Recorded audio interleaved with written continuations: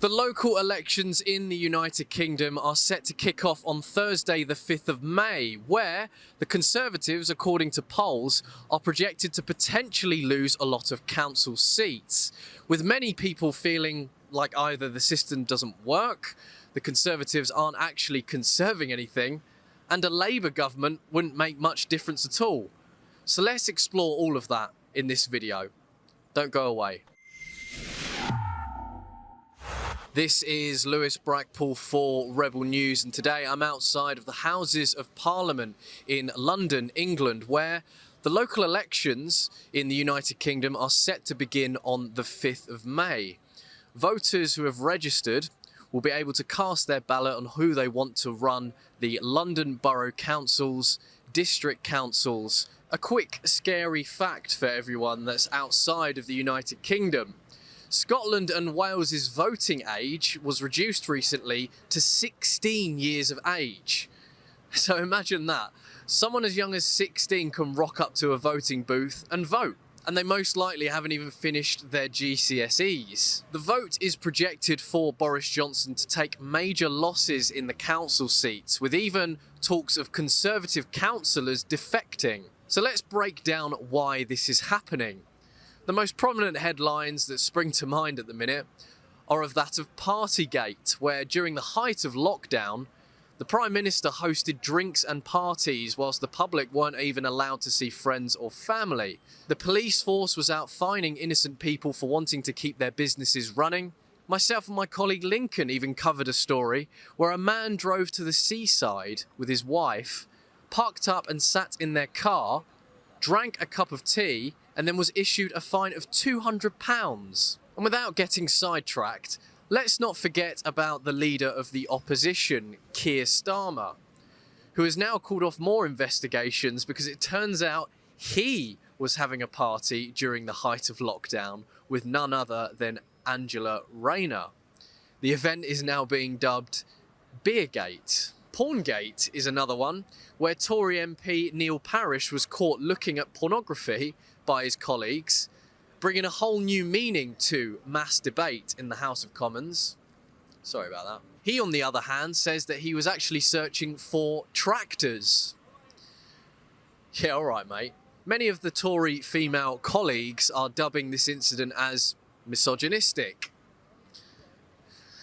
Whilst once again, without getting sidetracked, Angela Rayner of the opposition was actually accused by Tory MPs that she used a Basic Instinct style ploy to distract Boris Johnson by crossing her legs. She of course says that these claims are false, misogynistic and desperate perverted smears for even making these claims. However, recordings have actually come to the surface of Angela laughing and joking about this type of action back in January. It's now later revealed that an inquiry was set up to find the source of this story, and turns out the source was actually Angela Rayner. Turns out that Angela Rayner actually propagated the story. So let's keep ourselves up to speed so far. We've got Partygate, Beergate, Porngate, and Beavergate? Can I say that? Priti Patel and her colleagues are dubbing the Rwanda scheme a success.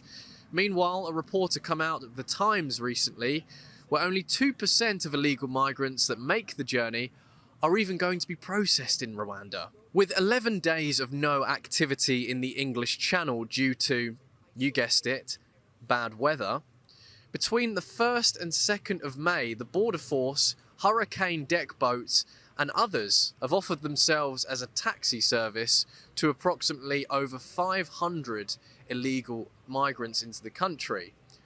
I was right to be sceptical, of course, about this plan. Hate to say I told you so. Meanwhile, Keir Starmer seems to be just avoiding the issue altogether. I've not heard a single sensible solution from him or his Labour Party members at all. How much immigration is too much if they want open borders? That would be my question. How can you even justify the sustainability of it if we're caught up in the worst cost of living crisis, a supply chain crisis, and the worst standards of living since the 1950s?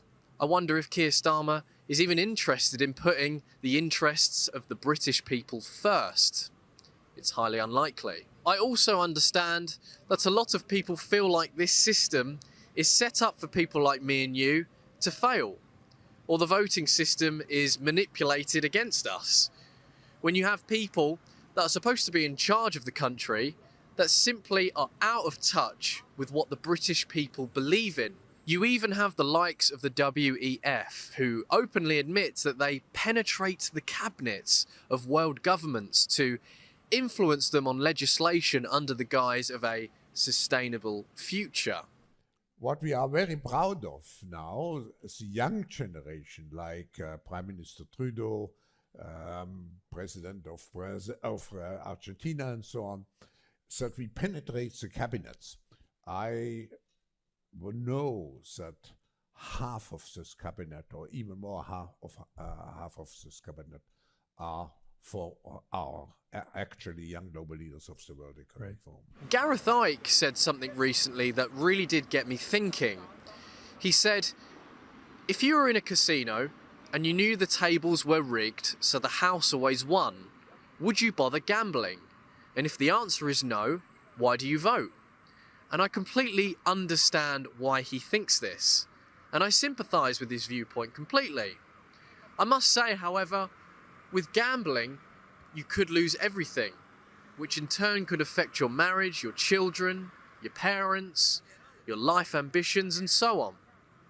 Whereas with voting, you haven't got anything to lose, in my view. And wouldn't that be something the WEF would benefit from? Fewer votes in independent parties with no pushback against the two big parties who are essentially two cheeks from the same arse. Lastly, I would never ever tell you who to vote for. That's of course down to you, and you only. I can only give you honest information, and you take that as you will. The right to vote and the right to choose when voting is essential. So of course it is definitely something to think about. So this has been Lewis Brackpool reporting in Parliament Square for Rebel News.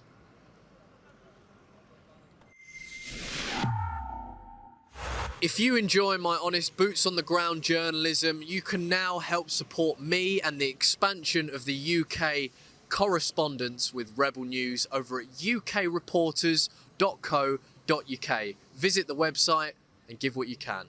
Thank you.